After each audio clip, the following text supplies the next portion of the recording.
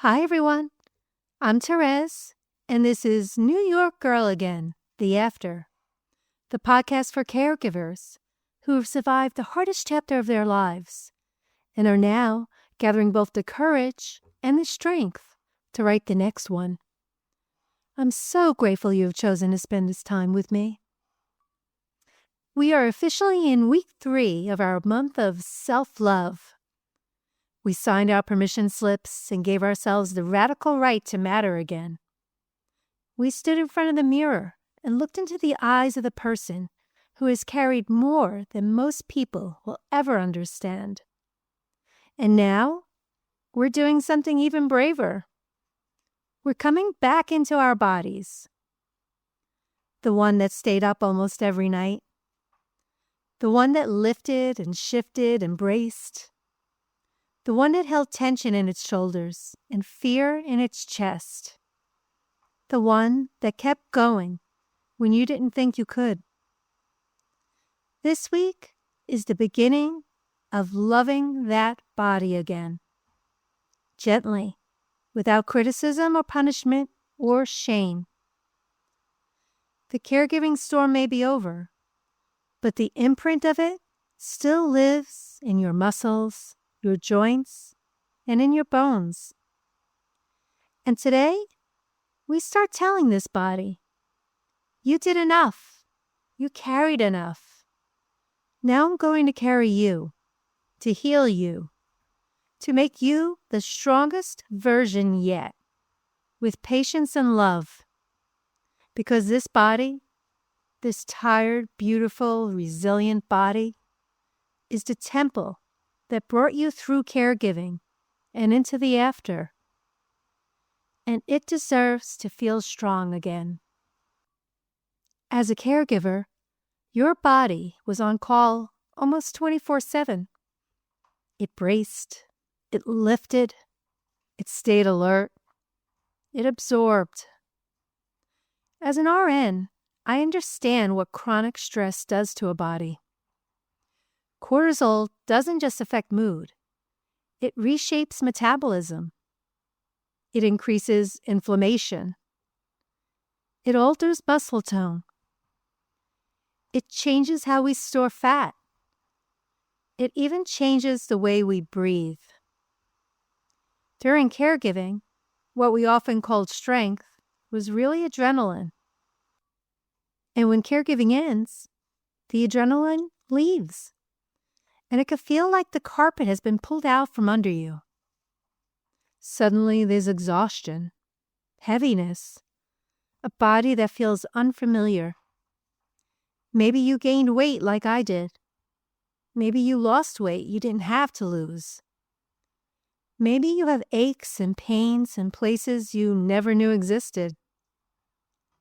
This is a nervous system that has been in survival mode for years. Building the temple for this next chapter in the after begins by gently telling your body that the crisis is over, that you are safe now, and that the strength you are building is finally for yourself. So how do you even begin? Well, before we talk about gym memberships, strength training, and amazing transformations, we start here with the W's, water and walking. Yes, that's it. That is the foundation. I have lived it myself. Because when you've been in survival mode for years, your body does not need to be thrust into the fire. It needs sustainability. It needs regulation and safety. And here's something important from psychology. When you can accomplish small, consistent actions, your brain builds what's called self-efficacy. The belief that I can. And self-efficacy is one of the strongest predictors of long-term change. We don't start big. We start believable. So let's start with the first W, water. As caregivers, We ran on caffeine and adrenaline, didn't we? Ensuring our loved ones were adequately hydrated was the priority. But it was more often than not the last thing we thought about for ourselves. But did you know that even mild dehydration increases cortisol, the very stress hormone we are trying to lower? When cortisol stays elevated, it signals to the body to store fat, especially around the abdomen. It increases inflammation, it tightens muscles, it worsens joint pain, it contributes to fatigue and brain fog. It can even heighten anxiety. Your body interprets dehydration as stress. But when you begin drinking adequate amounts of water consistently, something measurable happens. Your blood volume stabilizes, which reduces strain on your heart. Your brain receives better oxygen delivery, improving focus and mood. Your digestion improves, which affects serotonin production, and about 90% of serotonin is made in the gut. Your muscles recover faster. Your joints move more easily. Your energy becomes more steady. In simple terms, your body stops feeling like it's running on fumes and starts feeling supported. And here's the psychological piece. When you keep a promise to yourself, even something as simple as drinking water, your brain releases a small amount of dopamine, and you start to feel you can do this. Sure, water isn't glamorous, but it is foundational biology. And I have found that almost nothing makes you feel clearer, lighter, and more energized than being properly hydrated. And it really isn't hard to do. Start with 6 to 8 cups a day. That's just about 64 ounces. Break it into sections of your day. As soon as you wake up, have 1 cup. Before you start work, another. Mid-morning, have your third. Before lunch, you're at 4 already. Mid-afternoon, have 2 cups to prevent that cortisol-driven slump. 1 before dinner, and then the last one a couple of hours before sleep. Invest in a fun water bottle, something you actually like carrying. If you don't love your tap water, invest in a Brita filter. There's really no need to buy bottled water unless you prefer it. Lower the friction and make it easy. When something is easy, you are more likely to repeat it. Now let's talk about the second W, walking.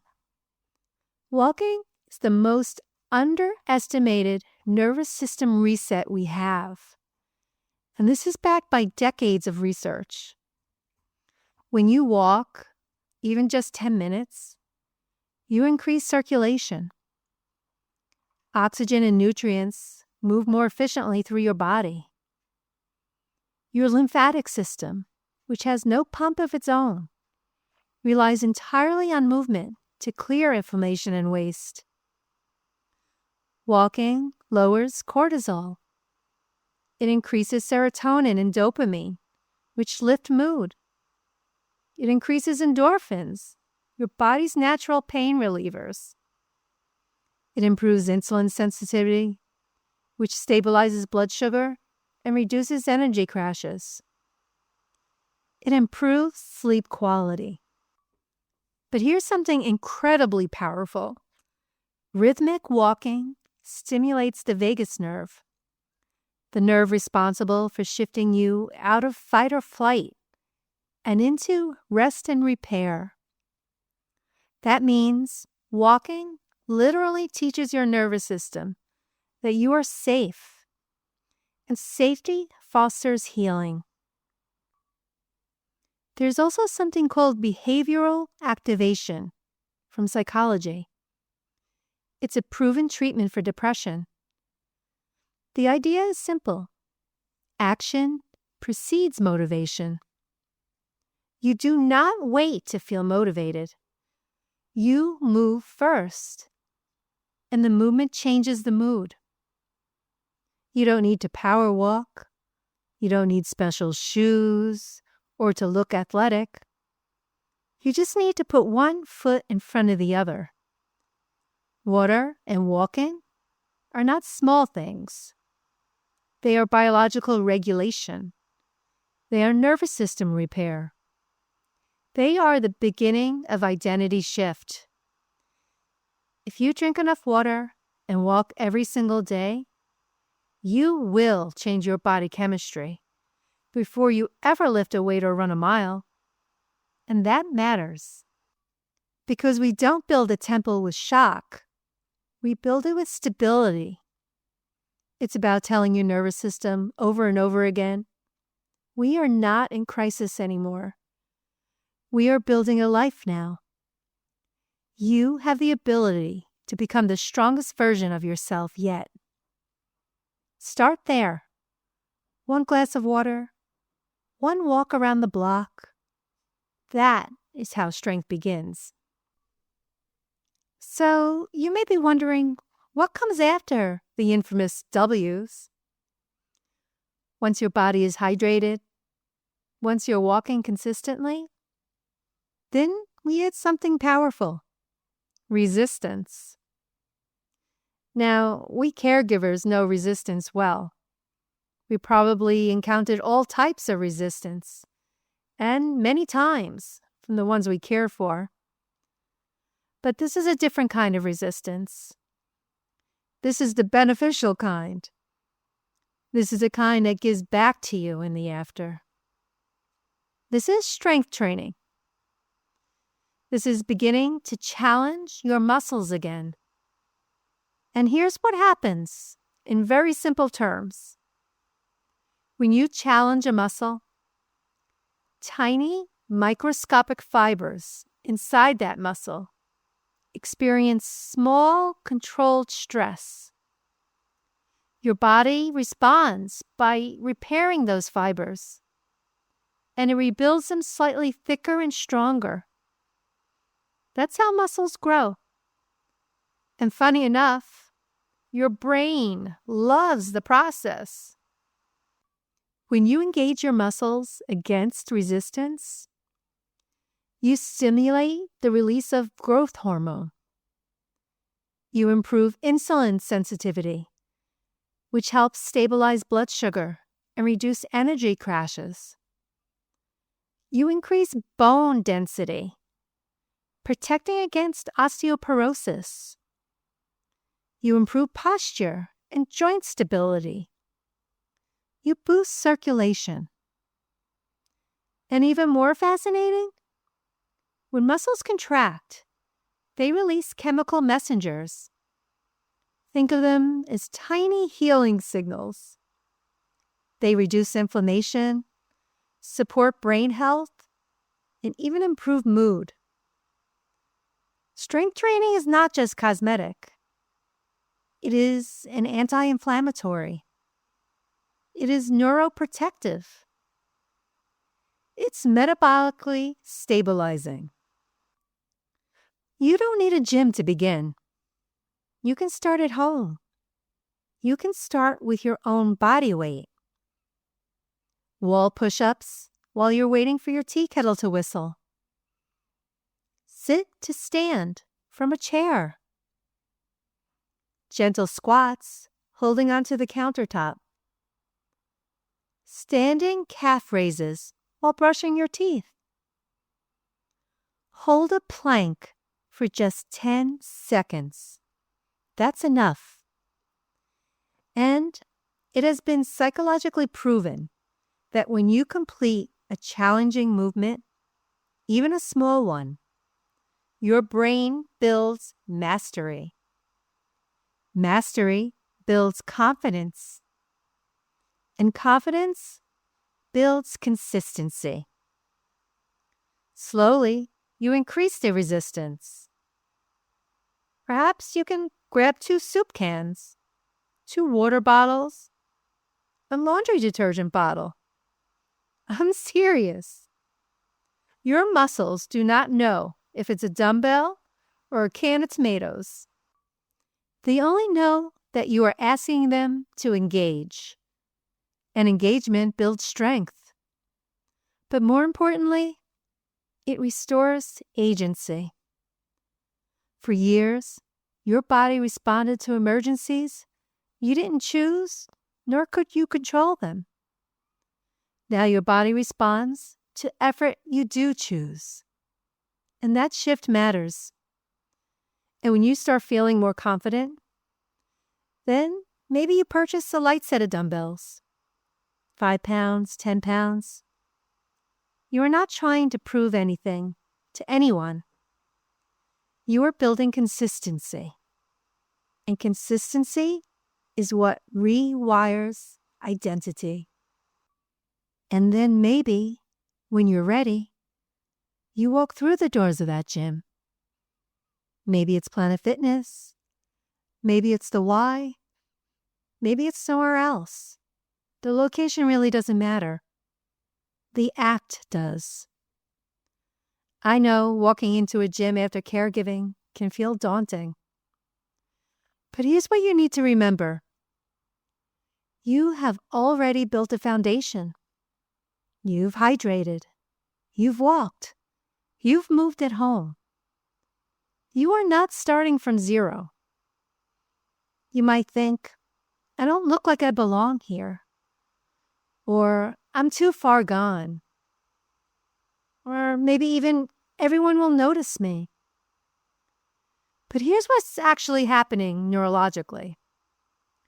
When you enter a new environment and stay, instead of retreat, you are expanding what psychologists call your tolerance window. You are teaching your brain new spaces are safe. And you are teaching your body, I'm allowed to take up space here. Each time you go back, the unfamiliar becomes familiar. The fear response decreases. Confidence increases. And that shift, that chosen effort, is part of building the temple. Now I need to say something that might stretch you. Eventually, growth requires discomfort. Not trauma or chaos, not exhaustion that breaks you like caregiving, but intentional, chosen discomfort. For years, caregiving wrapped us in stress we did not choose. But now we choose our stress. And that changes everything. When you add 5 more pounds, when you walk 5 minutes longer, when you increase the incline just slightly, your brain releases dopamine because you are overcoming something difficult. Your brain loves mastery. Every time you do something slightly hard and complete it, you strengthen neural pathways that say, I can handle this. That strengthens the prefrontal cortex, the part of your brain responsible for decision-making, emotional regulation, and resilience. It increases self-efficacy, the belief that I can. And self-efficacy is one of the strongest predictors of long-term healing. And here's what I deeply believe with all my heart. Caregivers often lose their sense of physical power. We were strong for someone else. We lifted them. We braced for them. We endured for them. Somewhere along the way, we stopped feeling powerful in our own bodies. Now, we must learn to be strong for ourselves. When you push past comfort, safely and intentionally, you are reclaiming authority over your body. You are proving to yourself, I am not hopeless. I am rebuilding. And rebuilding is uncomfortable. But discomfort chosen is empowering. In my years in the after, I had pushed myself outside my comfort zone in many different ways, like taking ballroom dance lessons when I felt awkward and unsure, and in a few short weeks, participating in my third New York City half marathon. Let me tell you something very honestly. After my dad died, there was a version of me that felt collapsed, completely disconnected from my own body, and I did not think I would ever get to the place I am today. But you need to know, healing is possible. Regaining your health and your strength back is possible. Now, will I actually be running for the entire half marathon? Oh, no. In fact, it may be mostly fast walking. And that does not matter. What matters is that I will have the confidence to make it to the start line. What matters is that my body, the same broken body that endured decades of caregiving, the same body that absorbed so much grief when it ended, will move 13.1 miles through New York City to crowds of people cheering me on.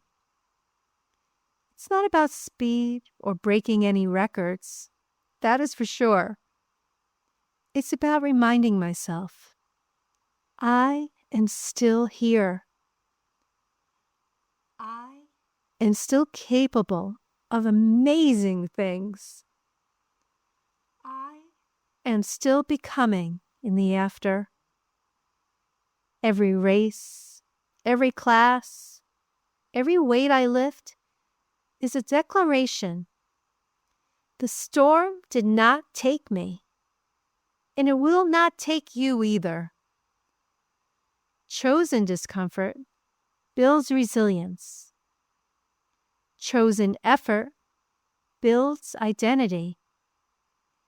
And every time you step slightly beyond your comfort zone, you are teaching your brain and body, I am not done.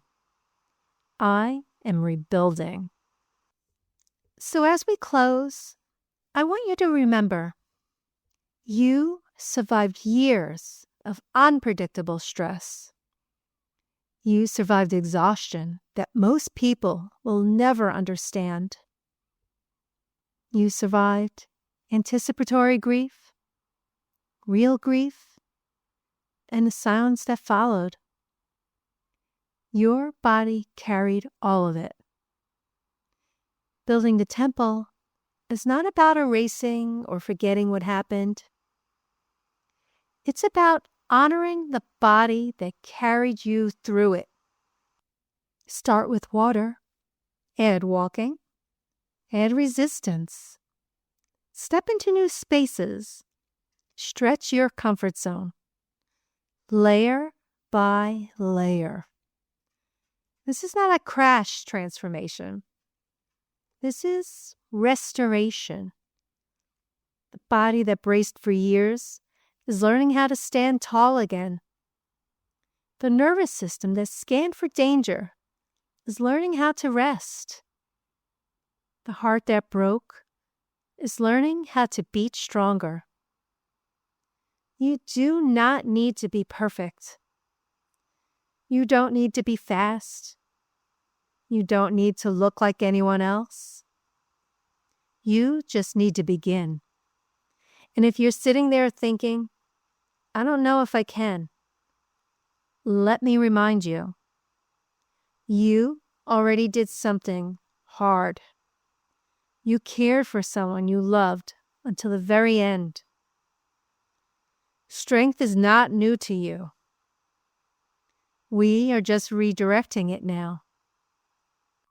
So this week, drink the water, take the walk, lift those cans, enter the gym. Sign up for the thing that scares you a little. Not to prove anything to the world, but to prove something to yourself. That you are not done. You are becoming. And the temple you are building now, stronger, steadier, intentional, is the one that will carry you into your rising.